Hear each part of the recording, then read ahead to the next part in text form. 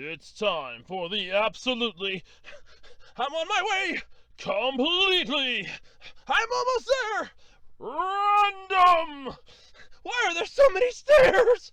Podcast! Oh, jeez! With Andrew Rhodes. Hello, everybody, and welcome back to the Absolutely Completely Random Podcast for Saturday, May 7th, 2022. I'm your host, Andrew Rhodes, right here on the Web Designer 18 YouTube channel. And what in the holiest of hell am I talking about this week? Well, believe it or not, remember the guy that married Hatsune Miku? Yeah, he's got some support from Gene Simmons of Kiss. I don't know whether that's a good thing or a bad thing. I really don't know whether that's a good thing or a bad thing, but he's got some support from Kiss, from Gene Simmons of Kiss. Oh, that's great. You know those latte artists, the ones that can make really interesting pictures in your freaking mocha latte that you pay $18 for at Starbucks? Or $16 at a freaking coffee place, or wherever you get this crap. First off, why would you even buy this? It's just freaking steamed milk, and it's making a foam that, whatever, I don't care. But there's a latte artist that is taking otakudom to the next level. Oh yeah, this is actually pretty cool, and I will be talking about that. There is a, believe it or not, and I'm actually psyched about this a little bit, a Kamen Rider anime coming out this August. And of course, it's gotta be one of the best Kamen Rider series out there, Kamen Rider W, or Kamen Rider Double.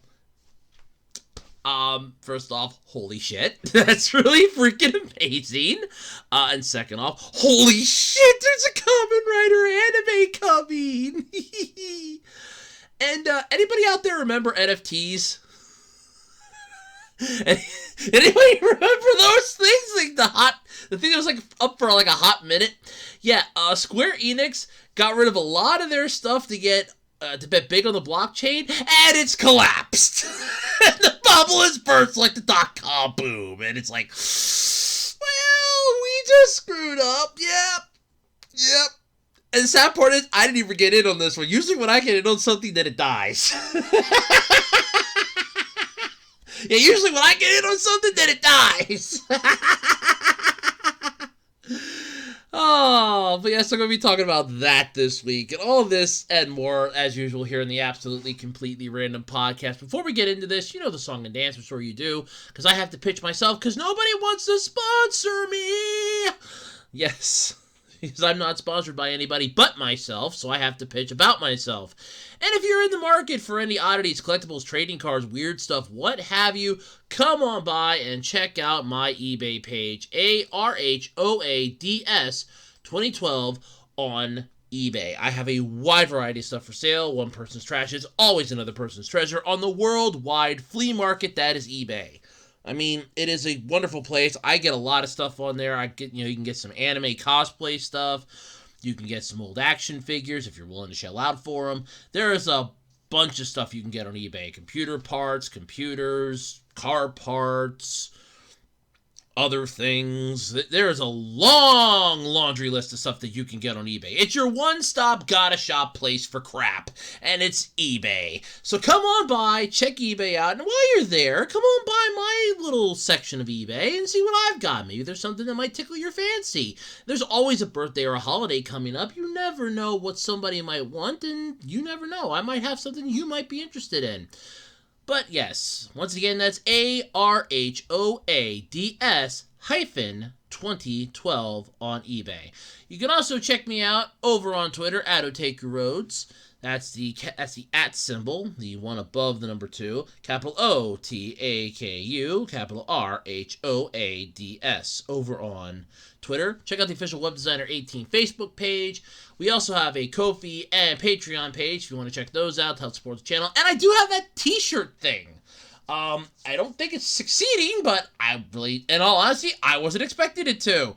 But hey, I do have a t-shirt thing where there's some cool t-shirt stuff. I didn't put any Web Designer 18 stuff up yet. I probably should, actually, but I didn't remember where I put my freaking logo. I can't find the freaking file with my logo in it. I have to remake the logo, or I have to get one of the thumbnails from YouTube and then just trim it down.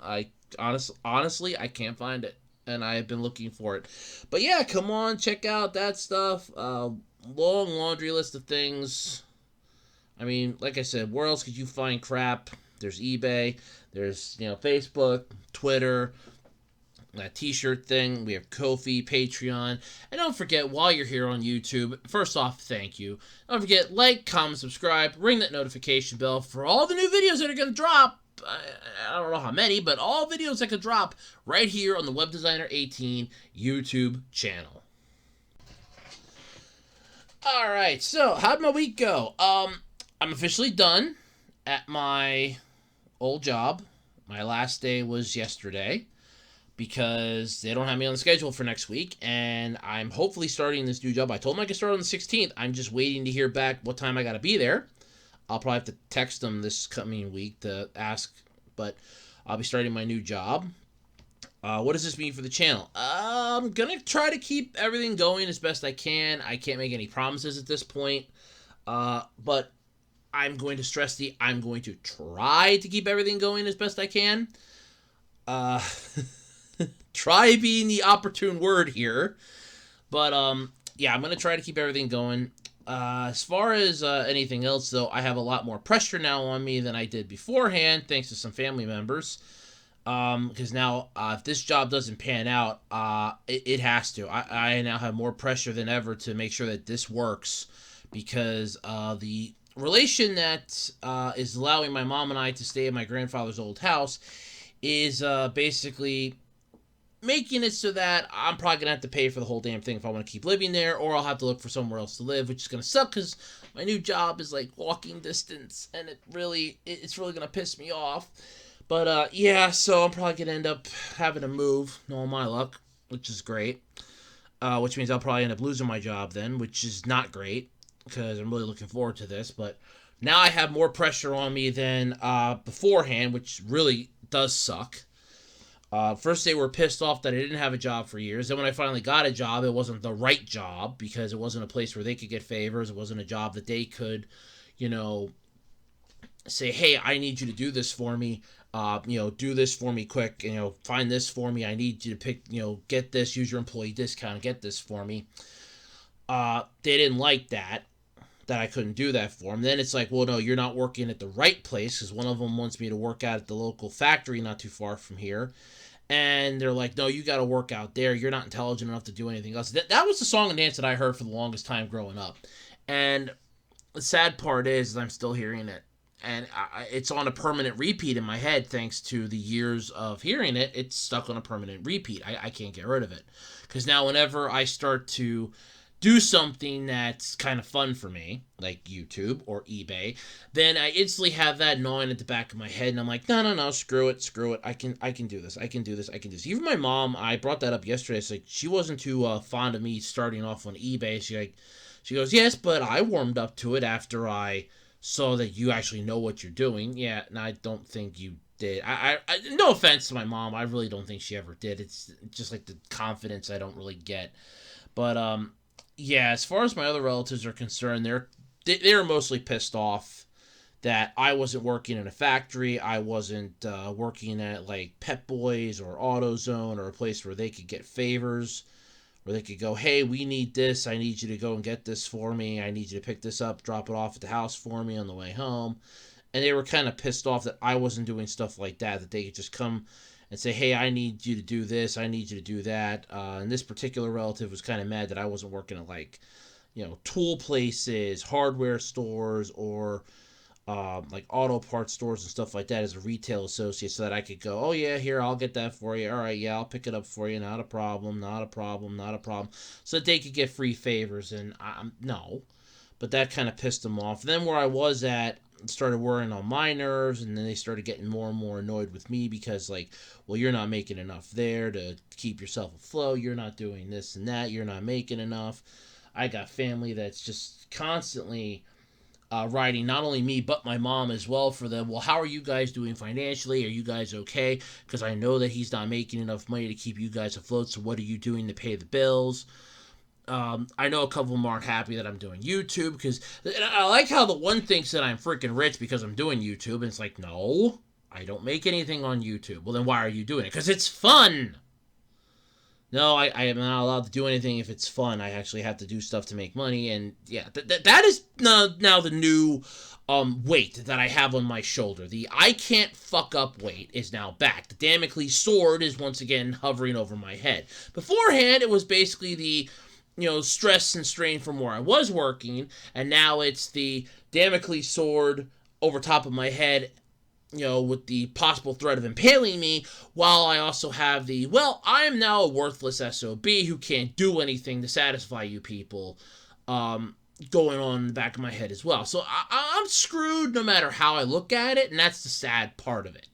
Is no matter how I look at this, no matter how I come at this, I'm screwed. Unless, if this job does not work, and I end up losing this job for some unknown reason or something, I'm deep screwed. And what bothers me, and I really want to stress the bothers me part, is that I did not need this, new weight and this new pressure on me. I was actually happy about everything. Now I'm more nervous that one slight screw up, if I mess up too bad, now I'm more nervous than when I started. And so thank you very much to my relatives for that. None of them watch my channel and listen to my crap, and if they did, they know who they are, and I don't care. You know who you are. But, yeah, they don't listen. I think my mom's really the only one of my family that listens to my stuff. The other ones don't even know what my channel is. They just know I'm on YouTube. They don't know what I'm doing. Yeah, so there's that. But, yeah, so this was my last week at work. And the ironic part is, and I know somebody's going to go, well, did they give you anything nice, like a send-off, a little gift basket? No, because I didn't have to go in. My supervisor ended up testing positive for COVID, so she wasn't going to be in on Wednesday. I had an option to go in at 9 a.m. if I wanted to, but the last time I did that, they had me working till 1 o'clock, and I ended up coming home. The first thing I ended up doing was snapping at my mom, and I'm like, yeah, no, I'm not going through that again. And in the back of my mind, I'm thinking, you know what, giving the 2 weeks isn't a necessity. It's a courtesy. And my friends were telling me, don't even give them the whole 2 weeks. Don't give them the 2 weeks, because I actually got advice from my one friend. They're like, don't give them the 2 weeks, give them a week, then take the other week, as like a nice little breathing period where you're like, okay, I'm not jumping right from job A to job B. It's like, okay, now I can just kind of sit here, I can relax for a little bit, take a much needed mental vacation, and then that way it'll be a nice fresh start for the next one. Not a bad idea. Then, like I said, she ended up getting sick, so I didn't have to go in. Well, I could have went in Wednesday, but I chose not to. She goes, I'm going to try to be in Friday. And the nice thing was I did get a nice drive out of this. This has been my last early morning drive. I was listening to my music player, driving with traffic. I get in there. I literally pull into the parking lot. And I get a text message, and I'm like, oh, you gotta be kidding me. I'm like, she's not coming in. Nope, she's not coming in. And there was going to be another one supposedly in at 7 that could let me in, and I'm like, yeah, but that's dependent upon her actually showing up, which I don't think she did, because my phone would have been blowing up like crazy if she was in at 7, because she would have been asking where I was, so I'm like, yeah, no. Then my supervisor's like, well, I'm going to try to go in Saturday. Do you want to come in? No, and I did tell her that I can't work Saturday. That was one of the main issues that we had, is that, look, I can do these days, not a problem. They wanted to schedule me outside my availability, and for the fact that it is I know somebody out there is going to say, well, what exactly was your availability? Well, I could do Mondays, I could do Wednesdays, Thursdays, Fridays. And I know somebody's going to go, well, aren't you going to like a full-time job now? Yeah, the problem is that like I said, I can like walk to work. That's not a problem. What it is with them is I'd have to drive up there. I have to fight traffic. I have to fight traffic to come home. I have to fight traffic in that area, which is a pain in the neck at certain times of the day. If I have to be up there till like 1, 2 o'clock, getting out of there is a pain in the neck, because just trying to get back onto the highway to get home is an annoyance. You are basically playing Russian roulette in a way with your car, where you're hoping you can merge over and somebody's going to be paying attention and not flying 90 miles an hour. And I'm like, yeah, no. And they would just do this constantly to me of, well, we're just going to change your schedule on you at the last minute, or we're going to change it 5 times in the span of a week. I think the one time I was working, this is back when we were doing the 5 a.m. starts, like I'd be there 5 a.m., and I was working 5 a.m. to 10. I'm like, cool, 5 hours, that's fine. Then all of a sudden it became 6 a.m. to 11. Fine, whatever. Then it was 5 to 11. Whatever. Then 5 to 12.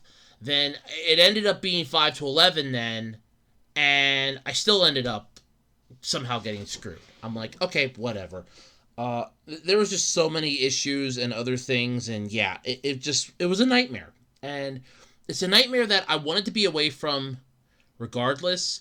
And I was saying to my mom, I'm like, just on the off chance that this job, like all of a sudden, let's say that I don't do a good enough job to make them happy, or I screw up too badly and they let me go. And first off, now I'm really worried about that thanks to my family members.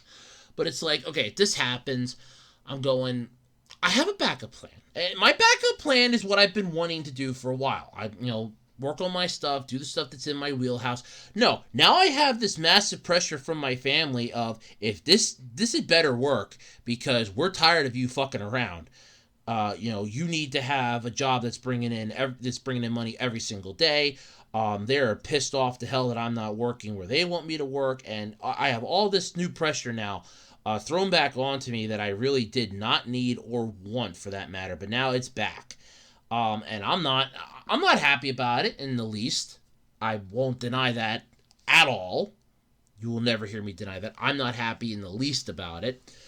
More so to the fact that it's now, I feel all this extra pressure of now I am screwed. Now if I don't do this right, now if this doesn't pan out, I am the one that's royally fucked up. I'm the one that's screwed up for my mom, and I'm going to be dragging her down with me. So now I have that worry in my head. At the same time, I have every other worry in my head. So I really want to thank my family for just, stressing me out before I even start this new job, because they're not happy. And I like how, and this is the same relative that when I told him just to be nice, which was my first mistake. I should have realized this. That was my first mistake, was telling him. I thought, no, I better be nice and tell him, because, they're going to call me up in the afternoon and want me to help them with something, and I'm not going to be available. And I'm like, yeah, no, I better be nice and tell them. And that was my first mistake, and I've come to realize that now. That was my first mistake. This is the same relative that was like, I'm so proud of you, that made me so happy. Now it's you better not fuck this up, because I want to get this shit taken care of, and I'm gonna want this and this. So now I have that undue, unwanted stress on my life that I did not want and did not need, and now I have that. So yay, I have that. So that has literally been my week. I was already leaving my job. My old job, was already leaving it. I was so happy. I had to go for the drug test for this one, but that's a requirement, which was actually kind of fun. I got to watch one of my favorite episodes of Two Broke Girls as I am sitting in the waiting room, the one when Lindsay Lohan guest starred. So that was fun. But yeah, that has literally been my week. And I have newfound stress that I did not need before. Now I have it on me. So yay, I am screwed. How wonderful is that? Yeah, that's great. That is my newfound stress level. I am now stressed out so much more than I was before. In fact, I didn't really sleep much last night. I think I woke up every 2 hours during the night, so I'm actually kind of tired. And this is going to be my newfound life, I think, is that I'm now going to be stressing out and worried that if I'm not making enough money, if I can't do this, if this doesn't work out, then my mom and I are screwed, and it's all my fault, and this is now what I'm going to be dealing with. So, yay! That's just what I did not need, but that's what I now have. So, great. That's great. Great. Yeah. God damn it. I did not need that. I didn't need that stress in my life, but now I have it. So, yay. That's just what I needed. But, Yeah, I know this has been rambling for a while, but I only have 4 topics this week, so you can forgive me for going a little overboard with the Andrews week, because I only have 4 topics, so bear with me.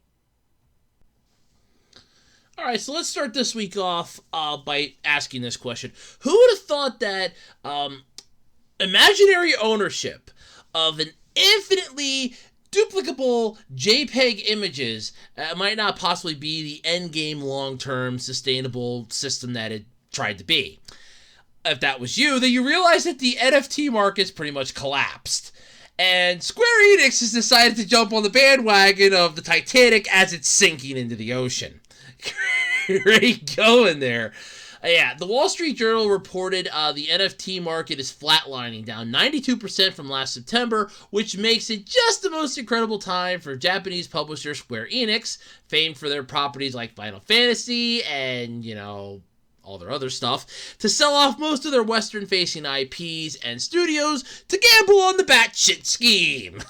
Batshit crazy. Well, that's batshit crazy. Who would have thought that this could have never possibly died? This is you can basically have imaginary ownership over the color blue. For God's sake, I remember that Angry Joe one. It's like, it's blue. It's freaking blue. You have ownership over the color blue.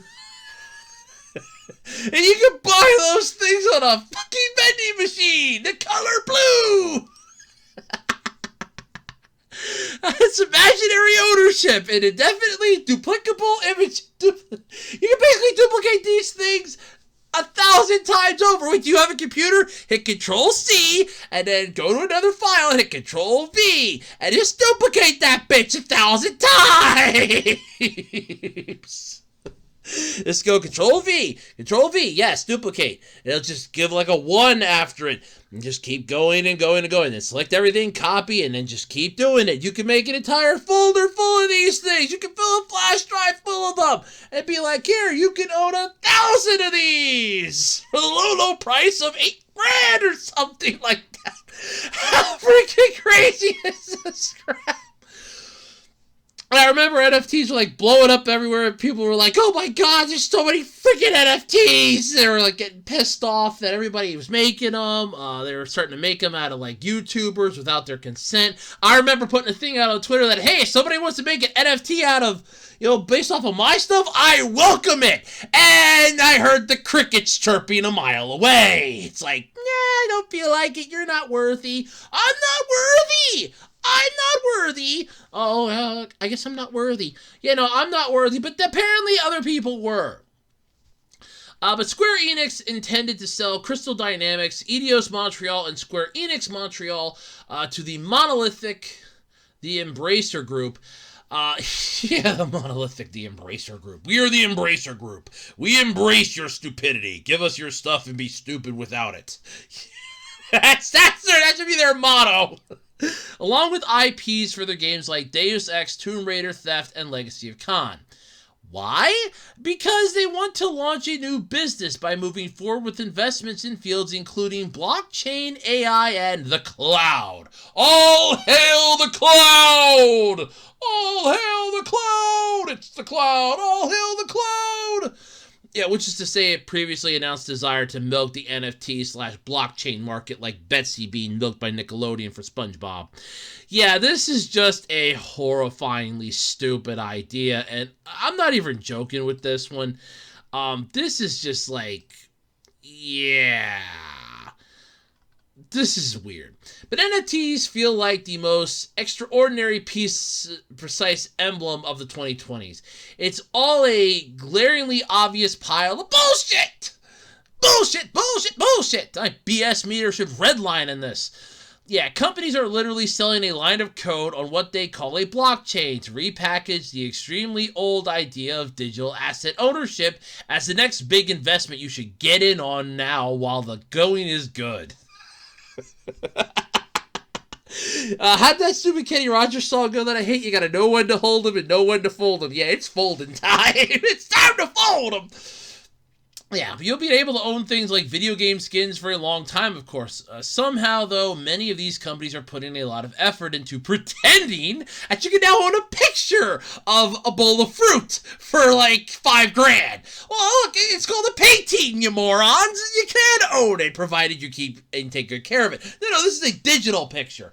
Oh, so I can have a digital picture of that bowl of fruit that I have been looking at for the last 7 years on a wall. Wow! Beautiful. But yeah, then you can pretend that in doing so, the picture somehow becomes imbued with inherent worth. This bowl of fruit in this picture here is worth $18,500 the way it sits right now.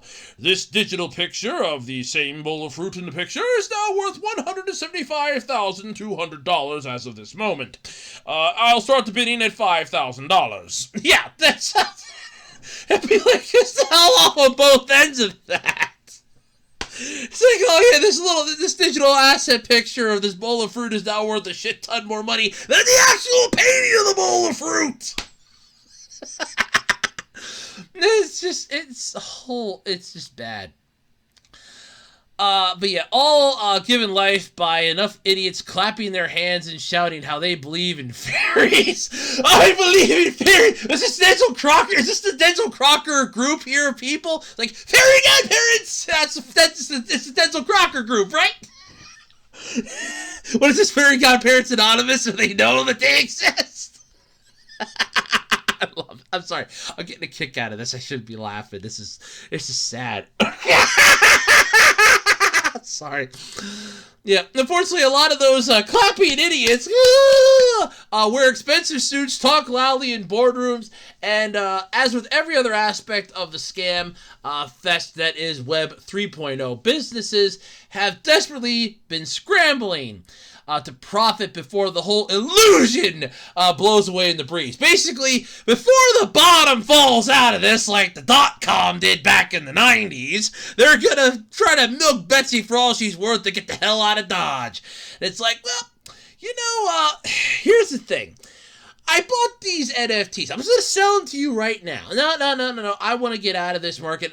I feel like there's people out there that might like it better. I'll take them. Thank you. Yep. Thank you very much. How much did you pay for that crap? I paid about $60 for all of it. I just made a cool 85 mil. Yeah. Time to walk away from this before they realize they got hosed. Oh, wait, the market just crashed. They got hosed. Yeah. This is just horrible. It seems, though, that the breeze might have shown up earlier than anyone was expecting, though. Really? Honestly, I don't believe that was possible. The gust of wind that can take you down is no more than a cool, gentle breeze, and it just magically appeared out of nowhere like a fairy pulling farts and pixie dust out of its ass? Wow, that's impressive. The Wall Street Journal doesn't mince words in its reporting. The opening line is simple. The NFT market is collapsing. Oh, it's collapsing. It's collapsing. Everybody get out. Everybody out. It's collapsing. We're all going down. It's the Titanic. Save the women and children first. Get yourselves out of the way. Yeah. Citing not only that 92% fall in sales, but also the extraordinary drop of active wallets by 88% since November. Because people with a functioning brain cell understand the concept of, why should I pay you? Why should I pay you to own a picture of a bowl of fruit in a digital asset form when I could just go and paint the bowl of fruit myself? Or take a picture of it with my own goddamn phone.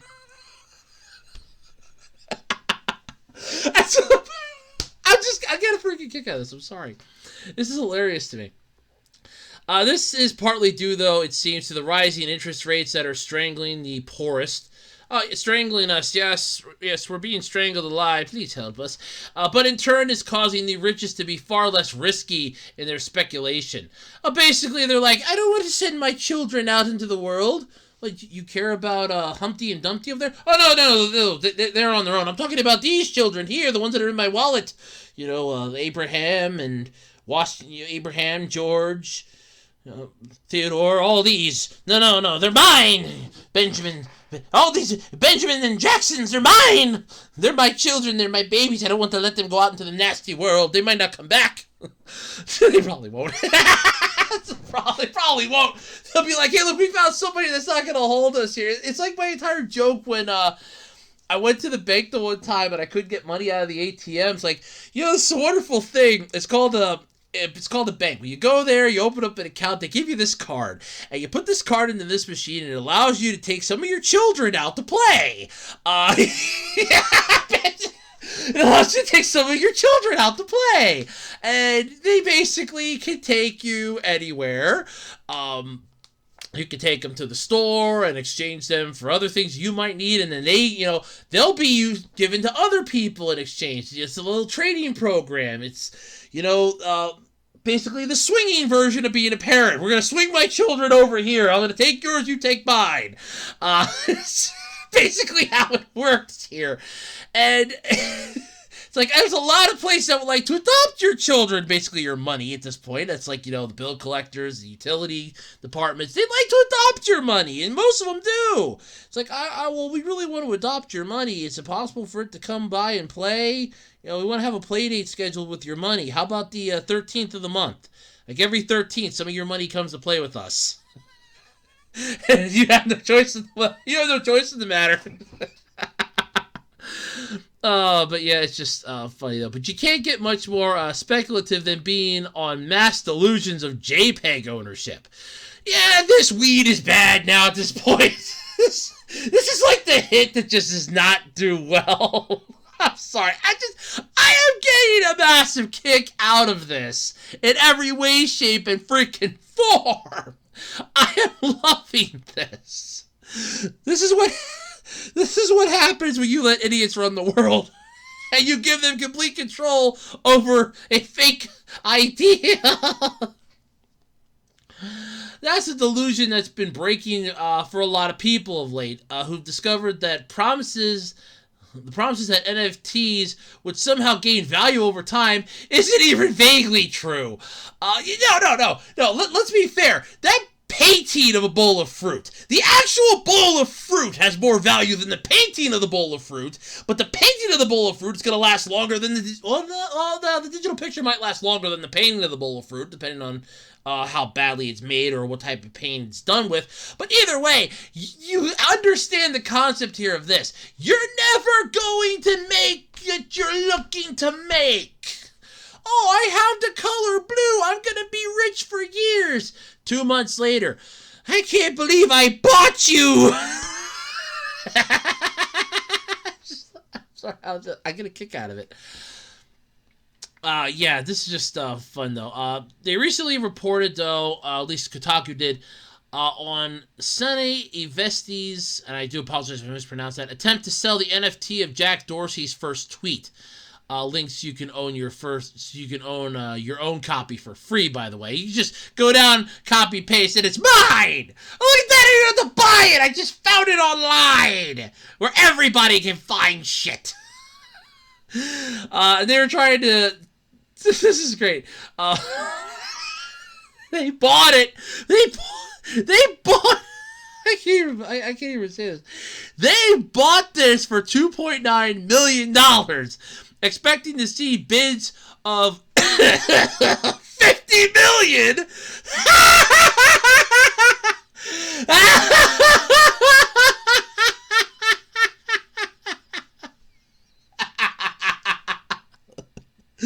Okay, wait a minute. So you're expecting to see bids of $50 million. You pay 2.9. You're like, I'm gonna make a profit on this, baby.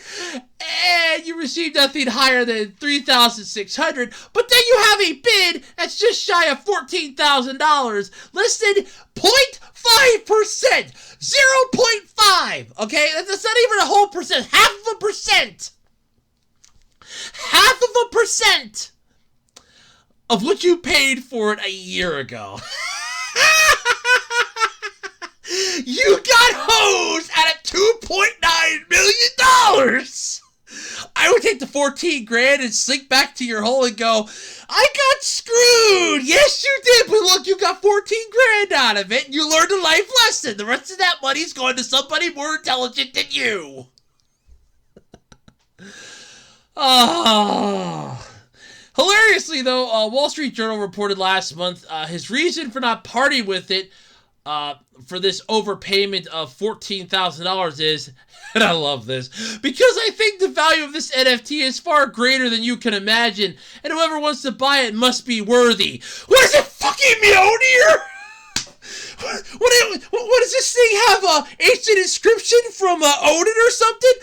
Whosoever wields this NFT, if they be worthy, shall be the possessor.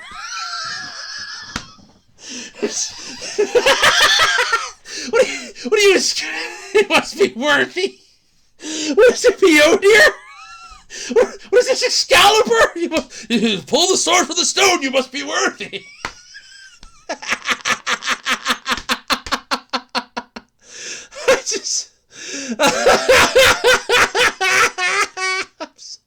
I'm sorry.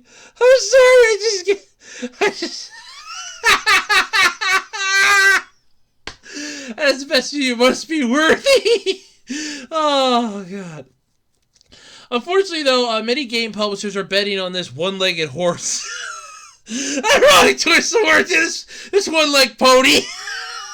This one-legged pony that I kind of feel sorry for and think we should just take it out back and take it out Old Yeller style. And the consequences could be bleak. From Square Enix to Ubisoft, to Sega, to Team 17, to Zombie Atari, to Konami, to GameStop. Well, fuck GameStop. This industry is thigh deep in this bullshit. No, I think we're waist deep at this point now. They're up to their waist in this. And those of us that are up on the mezzanine deck looking down at them like, what the fuck are those morons doing? Well, they're down there rummaging for NFTs. Really? They're that stupid, huh? Oh, well, more power to them. It's just... but NFTs were always going to be a bubble. No doubt they're going to have little spikes, resurgences of interest with new nonsensical twists, reaching nowhere near as high as 2021, but allowing the true believers to keep duping themselves and others for a while to come. I kind of feel like I should have jumped in on this at the bandwagon and then quick jumped out and been like, hey, look at that! I bought an NFT for $5, I sold it for $85,000, and I made an $84,995 profit! I'm sorry, this is the stupidest thing I could have ever imagined, and I'm loving this article. Yes, but let's hope, though, that the news of the market collapse is finally enough to scare the game industry away from this ludicrous money pit. No, screw this! We gotta go ludicrous speed into this. Ludicrous speed, yes, ludicrous speed. Light speed's too slow, warp speed's too slow. We gotta go straight for ludicrous speed. But sir, we'll blow the ship apart, we'll dive right into the middle of this. What's the matter, Sanders? You chicken or something? Let's do this, bitch! Let's go! Ludicrous speed. But they reached out to Square Enix to ask if the news has given them any pause. If not, well, I'd love those lovely JPEGs of some bridges. I could sell them. If not, hey, wait a minute. Hey, Square Enix, if you're in the mood to buy JPEGs, I got a whole crap ton of them. Would you like a picture of me smiling and a picture of me flipping you the bird? I'll gladly give you JPEGs. I got a shit ton of them on flash drives and hard drives out my ass. How much you want to buy it from me? I can't get this. Is hilarious to me. I'm sorry. I find this funny as hell. That you actually had the balls. This is the stupidest thing ever. But it's hilarious at the same time because, I mean, this is a massive bubble's gonna burst. Anyone with a functioning brain cell, with one functioning brain cell would understand that this is going to break at some point. And it's like, no, this is the greatest thing ever. This is going to keep going for ages. I'm going to be rich with this color. I'm going to be rich with this picture of a tweet. But now you must be worthy to own my precious fucking ring. It's like the one ring of Sauron, so you must be worthy to possess this ring. My precious. No, it's freaking Mjolnir. It's Mjolnir. Whosoever holds this NFT, if they be worthy, shall possess the power of nothing. That's fucking worthless. This is funny. Oh my god, this is funny. You know, I put a chroma key thing up on YouTube, filthy Franks. If anybody wants to do that, it's like 3 good shots. You can put like an NFT here, NFT here, and NFT here. Go for it. You have my blessing. I put it up on a creative license. Go for it. You have my blessing. I want to laugh my ass off at this. I feel like we need to have the parents look at these investors and go, "What is wrong with you? Get over here! You are grounded, God damn it!"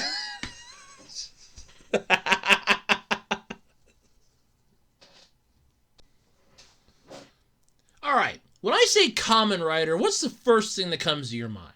You think the massively powerful, superhero from Japan that rides on a motorcycle, whoops ass, and takes names? You better, because that's exactly what it is. But better yet, which series comes to mind? Are you thinking Decade? Are you thinking Den-O? Are you thinking Kiva? Build? X-Aid? Which one? Well, if you're thinking Kamen Rider W, and that's one of your favorites, which actually is one of mine too, well, good news. Because Futo Pai is bringing Kamen Rider action to anime this August. That's right. We're getting an anime series, okay? It's going to be serving as a sequel to Kamen Rider W. First off, let me just say this. Yes! Thank you! Because Kamen Rider W ends so beautifully, and I'd love to know what happens afterwards, because Philip comes back. By the way, spoiler, but then it's been out for years. So based on the manga written by Riku Sanjo and illustrated by Misaki Sato, with creative design by Katsuya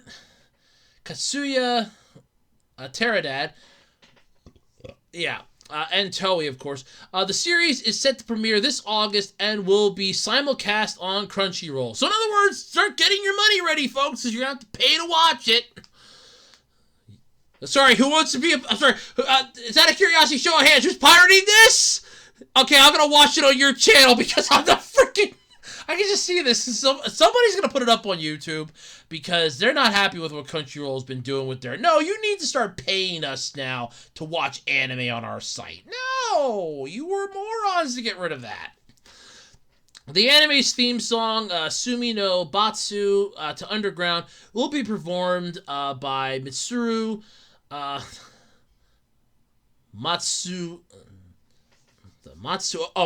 okay. Who is also a former live-action Kamen Rider actor. Oh, that's cool! Big Gadgets featuring Kamiki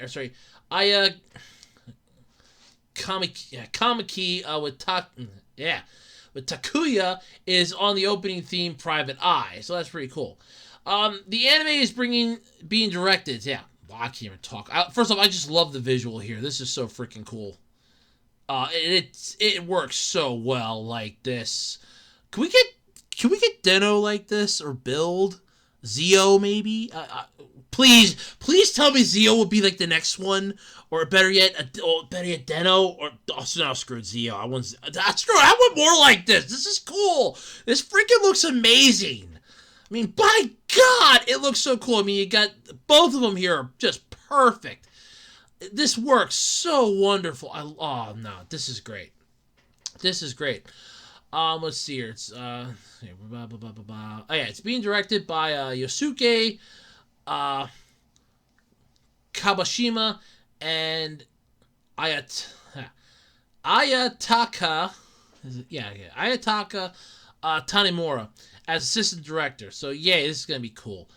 Script editors and everything else. Studio Kai is the animation production, the full key visual. But here's the synopsis, okay? Now, this is going to be taking place right after the events of Kamen Rider W, the 11th of the Heishi era of Kamen Riders, okay? Which aired in 2009. It follows private investigator Shotaro Hidari and the mysterious boy Philip, two strangers who become one Kamen Rider. Cyclone Choka! That's what Kamen Rider is. It is so freaking cool. Double is always one of my favorites. In fact, Double was actually really cool. Now, the very first Kamen Rider I ever saw, sadly, was Masked Rider here in the States. And then the actual one that had the official name of Kamen Rider would have been Kamen Rider Dragon Knight.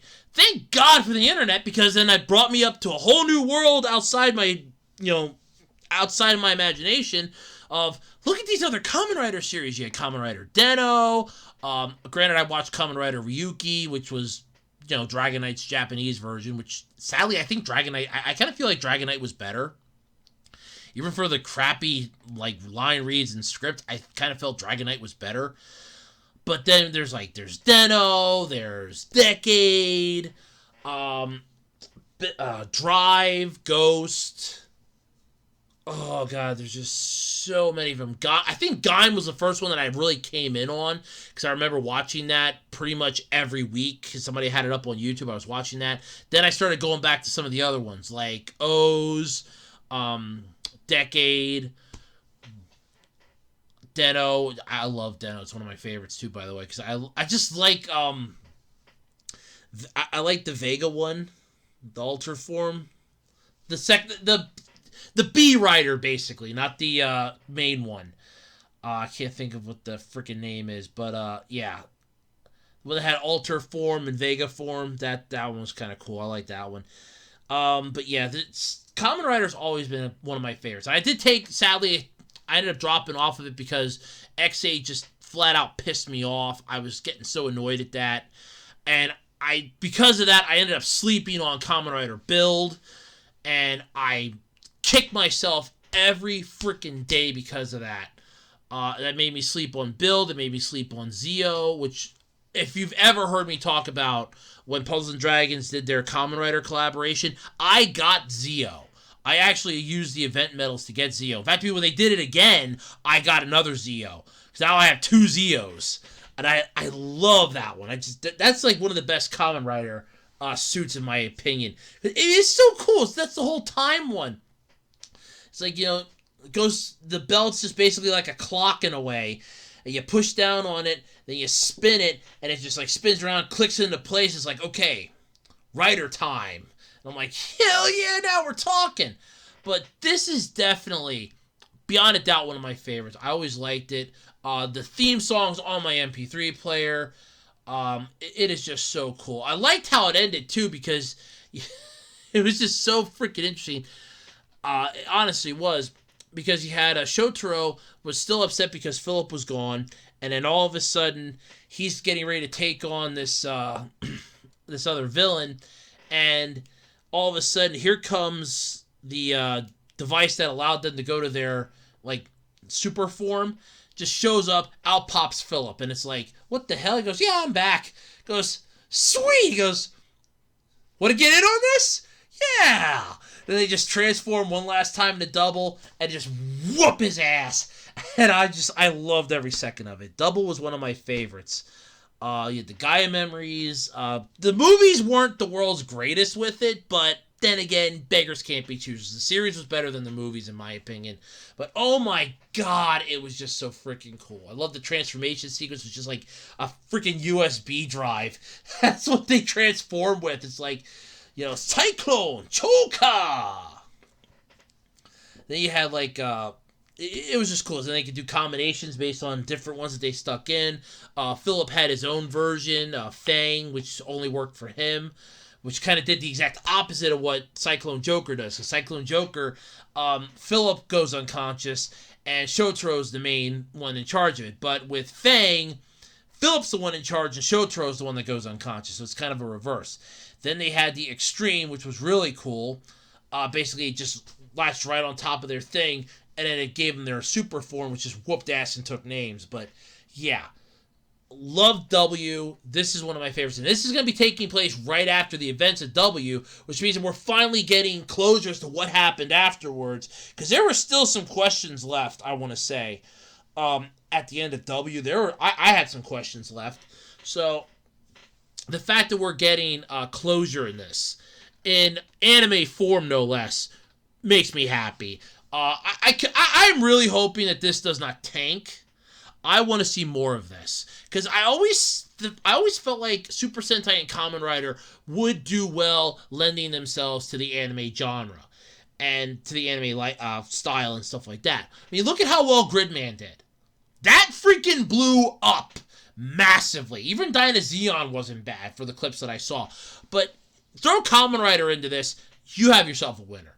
And this would have been W, so we would also probably get Axel, which is really cool. Axel was one of the weird riders in there. He's like a motorcycle-themed transformation, which is really cool. Yeah, this is just... I'm psyched for this.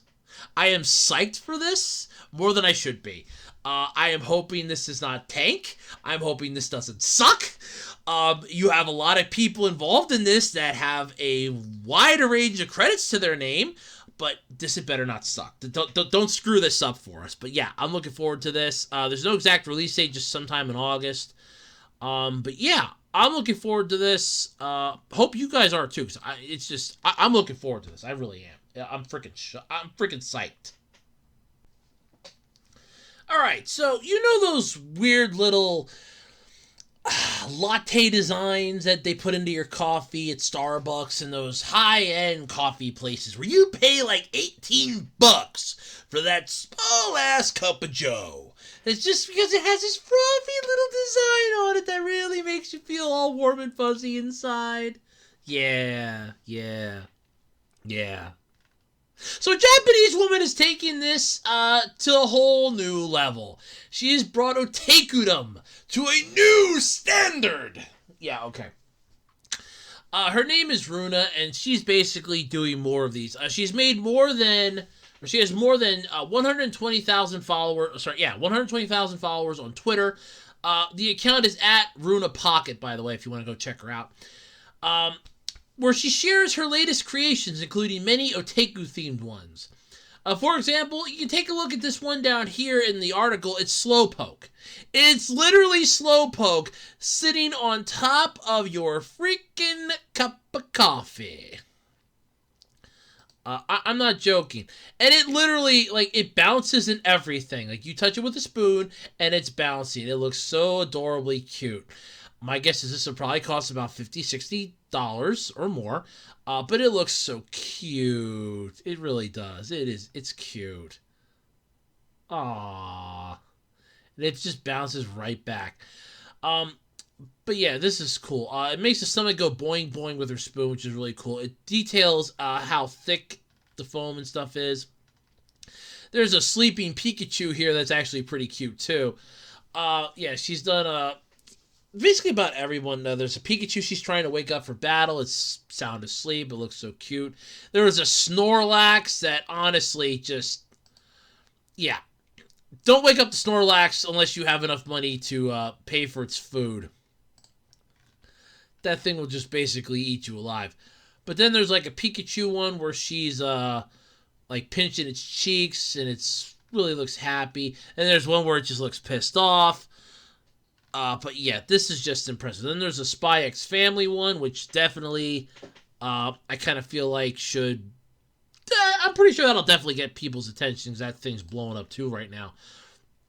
There's a lot of them on here. There's even a Boo from Mario. So yeah.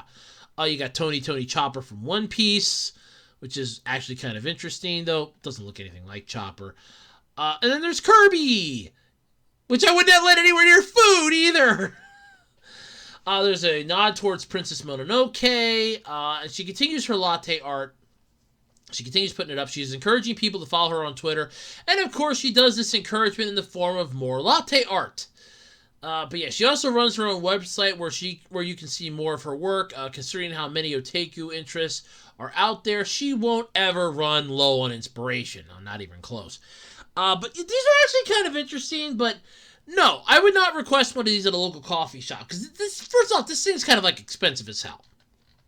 Look, you go to a coffee shop for coffee. You don't go to a coffee shop to get pictures of art drawn in your coffee. It would be like me going to McDonald's ordering their food, and instead of it coming in a wrapper, they have it laid out in this massive happy picture that's going to have me sitting there at the table, scratching my head like, do I really want to eat this? It looks so beautiful. The french fries are hair. The chicken nuggets are eyes. They made it look like a face. Do I really want to eat this?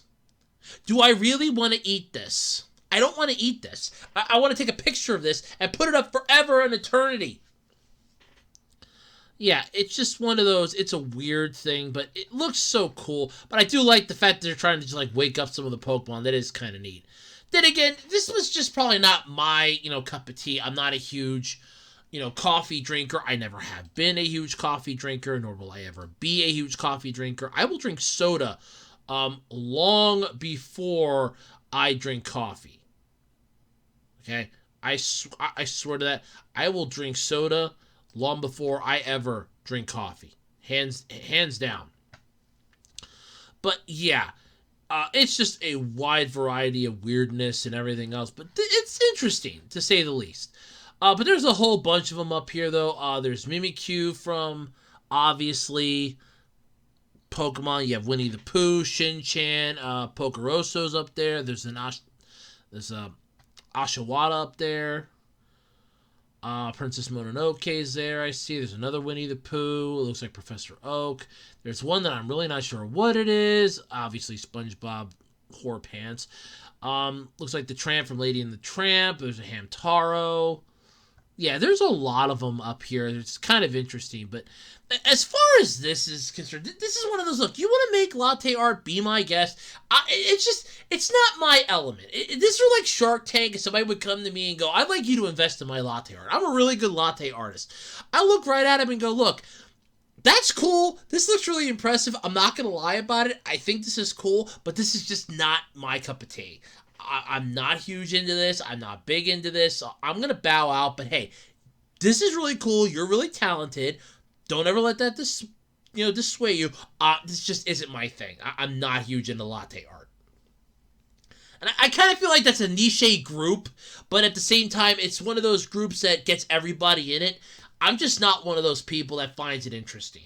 I'm not a huge, let me go in here and solely, beyond a doubt, okay, let me go in here and without a doubt just say, hey, this is how we're going to do this. This is going to work out great. We're going to do wonders. And then just like that, have it go, well, no, it doesn't work like that. Because sadly, I'm not into coffee. And I kind of feel like you need to be in order to enjoy this. But then again, you don't have to be. It's one of those, it's my prerogative. It's one of those, it's my little hiccup in life. But I'm not a huge fan of coffee. Because of that, I'm out. But hey, you keep doing what you're doing. I think it's pretty cool. But I'm out. Though I guarantee you, I could just see like an Attack on Titan one coming up out of the coffee cup. or I guarantee you, and I really hate to say it this way because I know how they make this stuff. This is basically just steamed milk. I guarantee you somebody out there has figured out where I'm going with this. You just kind of have like this head sitting there, and then attached to it, there's just, like it's a woman in a bath. And also it's like, here you go. Thank you. Yeah, I can see that. It's like, I was trying to be nice about it, but at the same time, you kind of see where I'm going with this. Like, yep, I kind of said my shit, but yeah, it's funny, but yeah, I'm just not a coffee drinker. It's just not me. I'm not a coffee drinker. All right, so remember a few podcasts back when I talked about the guy that married Hatsune Miku? Or Hatsune Miku. Remember that? Remember the guy that married that one? Yeah. Yeah, because he was bullied and he found happiness being married to the Vocaloid. Yeah. The wedding might not be official, which, yeah, no shit, she's a hologram. But it's still, he's happier for it. It's said that it's made his life better, and he's found a supporter in Gene Simmons of Kiss. Yes, Gene Simmons, the guy that made a living sticking his tongue out and dancing it as he's, rocking out to I Want to Rock and Roll All Night and Love You Every Day. And no, it's Party Every Day or Screw You Every Day. I'm not a huge Kiss fan, okay? I'm not a Kiss fan. I'm sorry. But, yeah. It's interesting. He's the one that's defending. He's the one that's supporting this. It's like, I am supporting this, goddammit. So he recently tweeted about a recent article about Kondo from the New York Post wishing him luck, saying, quote, it doesn't matter if you understand this relationship. It only matters if this otaku man is happy. Otaku is a person who is a manga and tech fan. Good luck to him. First off, Simmons! Otaku is somebody that's interested in many things, not just manga and tech. Oh, you, my friend, need to be schooled. I'm sorry. Give me a minute. Let me drop the mic. Let me drop a mic here on you, Simmons. An otaku is somebody that is interested in a massive array of things, including anime, cosplay, manga, video games. There's this long laundry list of things that they are interested in, not just anime and tech. Sorry, if you're just a sole tech fan, you're a techie. If you're interested in Star Trek, you're a Trekkie. If you're interested in Star Wars, you're a Starfie. That's the thing. But if you're an otaku, you're interested in a wide variety of things, not just one or two particular ones. So, first off, haha, screw you. Now, here's the thing. You're giving support? You are seriously, you're crazy. Look, I'm on Gene Simmons of Kiss. Out of curiosity, okay, let me ask this question here, okay? Out of curiosity, does anybody over the age of 30, I'm sorry, does anybody under the age of 30 know who Kiss is? Does anybody over the age of 40 know who Kiss is? I'm pretty sure anybody over the age of 40 might. Pretty sure anybody under the age of 30 doesn't. I'm 32, and the only reason why I know Kiss is because of an Action League Now episode where they used their song, that freaking Family Guy episode, and because he had a fucking show that you kept seeing ads for everywhere called his Family Jewels. You tell me who somebody that knows Kiss. It almost feels like the Kiss hotline in that Family Guy episode. I just want to call in and say Kiss sucks. Trace the call. Kiss sucks. I'm sorry, it sucks. Kiss music sucks. I've said it. Come at me in the comments, but Kiss music sucks. But anyway, the New York Post was talking about the fictosexual man married hologram bride, but now struggles to bond. Fictosexuals are people who are sexually attracted to fictional characters. I am not particularly sure that is an actual thing. Let me check that quick. Let me go to my all-time favorite source for checking shit. Let's see here. It's an umbrella term for anyone who is who experience sexual attraction towards fictional characters. Okay. They even have a flag.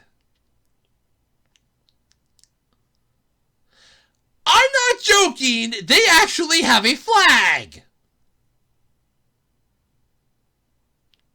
Okay.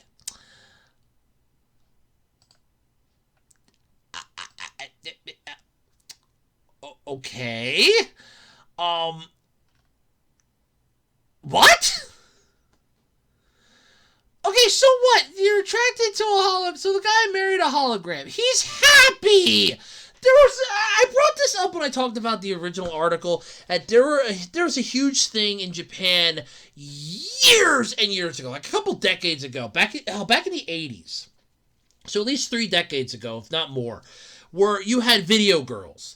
Now, that was basically a videotape where there would be a girl on there, like at a beach, in the home, just sitting around, and it was to instill a form of comfort. Okay? That's all it was. For people that don't go out and party, that don't go out all the time. That's what it was. Okay? This is, by definition, insane. That, I mean, okay, so you're complaining because what? He's not happy. He acknowledges that the relationship might be odd. He understands that Miku isn't a real person. It doesn't change his feelings for her. Since falling in love with her in 2008, he was finally able to interact with Miku for the first time in 2017 thanks to a gate box, a $1,300 machine that allowed device owners to interact with characters via holograms and even unofficially marry them. Look, he's not hurting anybody. His life is better because of it. He even admits it. He's happy about it. What the hell do you care? I just, I get no idea here. It just, whatever. Although, with Simmons backing this next statement here that he said, definitely should be taken, definitely can be misconstrued and taken way out of context. So, Simmons says he enjoyed Love Live School Idol Project's Kiss spoof, and Kiss was involved with an Astro Boy exhibit. At the time, Simmons said, "Astro Boy brings back fond memories of my childhood. I remember jumping up from the couch and imagining I was Astro Boy, fighting dastardly villains, flying through the skies, the little robot boy who defended us all of us from evil." See, that can be taken way out of context. Way out of context. But, okay, so the guy is what they're calling a fictosexual. Alright, so when you look this up, and there's a wiki for this, it's a sexual education wiki. See, thanks for that. There is a whole bunch of, ones under this umbrella term. Apparently, there's also anime. There's also an anime. Oh my god, there's an anime one too. Oh, Jesus Christ. Oh, great, we get a flag too! Oh, for the love. There's a flag for that too. There's a flag for everything. Anime sexual... seriously, okay, this is off the wiki, so I just had an ad pop up. Anime sexual is an orientation on the asexual spectrum, defined as an exclusive sexual attraction to anime characters. Aha. A huge amount of people considers it a mock of the LGBT plus community. Okay. But apparently, under the umbrella term here, okay? It's fair, I gotta bring it up. There's a New York Times Post. You can pull it up too, by the way, when you look up fictosexual. By the way, it's FICTO, in case you're thinking I'm saying this wrong. Like fiction. You have cartosexual, bookosexual, visual novel sexual, gamosexual, which is an attraction to video game characters, imagisexual, which is a fictional character one can never see, books, podcasts, characters, etc. Let's see here. There's inrisexual, which is basically an attraction to live-action TV show / movie characters. OC-sexual, the original characters. Teratosexual, attraction to monster-related characters. Tobusexual, attraction to vampire-related characters. Spectrosexuals, attraction to ghost-related characters. Nicosexual is Nico-related characters. Okay, there's an animal-human hybrid one here that I know I'm going to mispronounce if I try. See here, there's one here. A mix of exclusive fictional attraction. Example, being attracted exclusively to anime and cartoon characters. You're a multi-fictino. Okay. And then there's an allosexual, an attraction for fiction kin, the attraction to fictional characters from their source. Okay.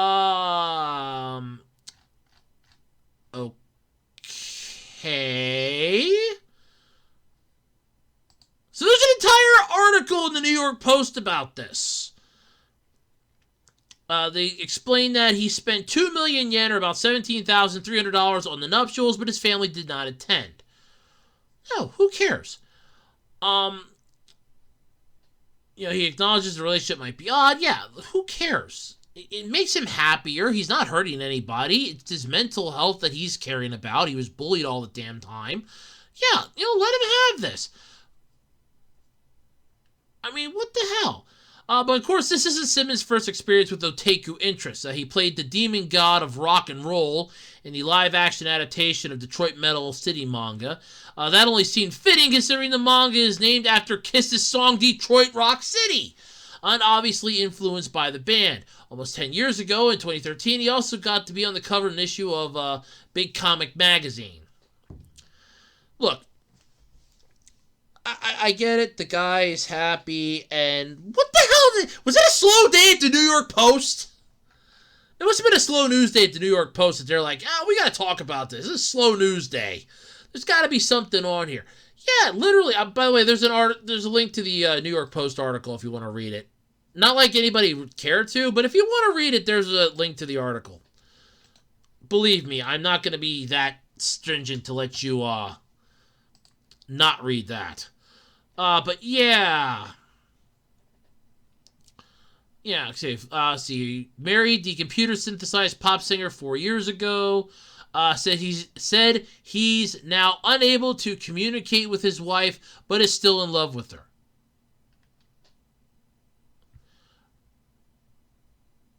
Unable to communicate with his wife. Okay, it's because of a technological hurdle. So, let me get this straight. Because technology advanced a little further or went backwards a little further, now all of a sudden you're thinking that their marriage is on the rocks. Who cares?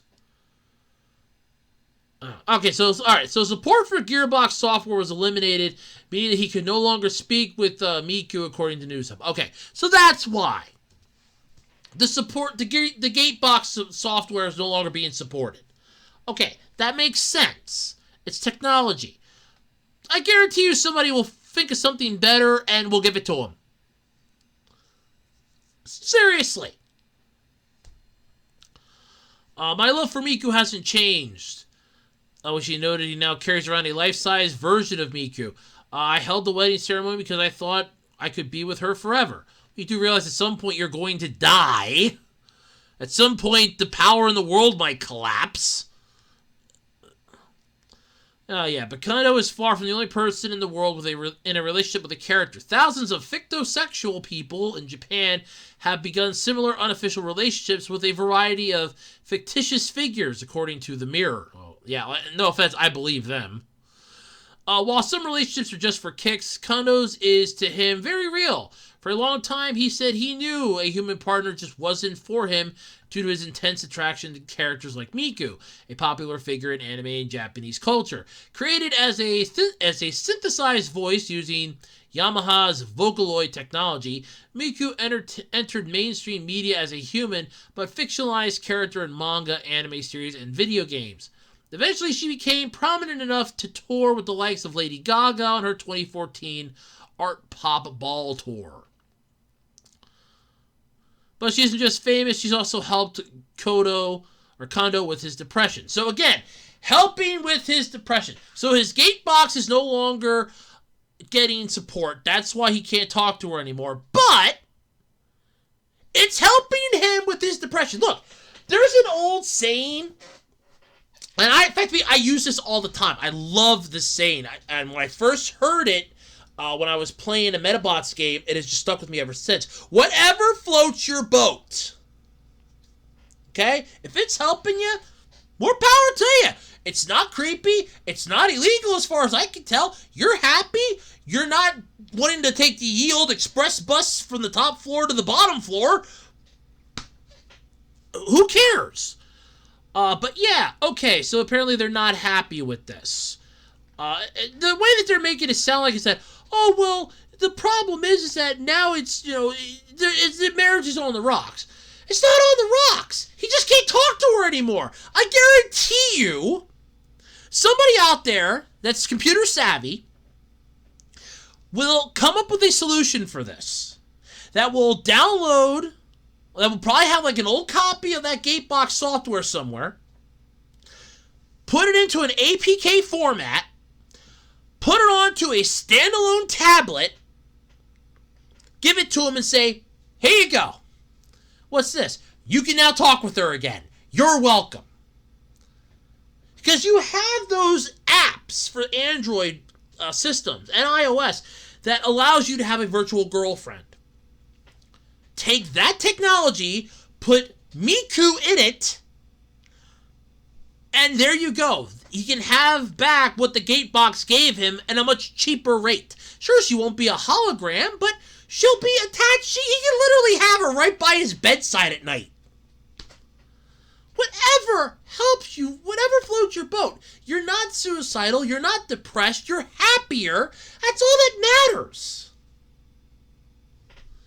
But yes, I think the fact that you get Kiss supporting you, specifically Gene Simmons, I don't know if that's going to help your cause or hurt your cause. No offense, I have no respect for Gene Simmons as a human being at all, but I don't know whether or not that's going to hurt or help you. But hey, at least somebody out there cares. I mean, the rest of us do, but there's not really much I can do. But hey, Gene Simmons cares. Look, whatever makes him happy at night. As far as I'm concerned, I mean, hey, yeah, look, I'll admit, hey, I was attracted to the pink Power Ranger from Mighty Morphin Power Rangers. That's no freaking secret. My mom knew it. She was my favorite when I was growing up. She was everybody's favorite. She was everybody's favorite.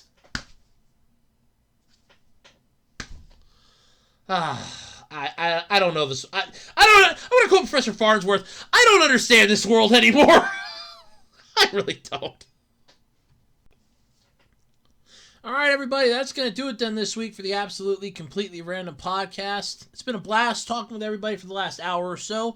And until next time, I'm Andrew Rhodes. Don't forget, we have a Patreon, patreon.com/webdesigner18. We have a Ko-fi page if you want to help support the channel. You don't have to, no pressure, but, it never hurts. But until next time, I'm bowing out, I'm dropping out, I'm out of here. And I will catch you all next week right here on the Absolutely Completely Random podcast. Bye, everybody.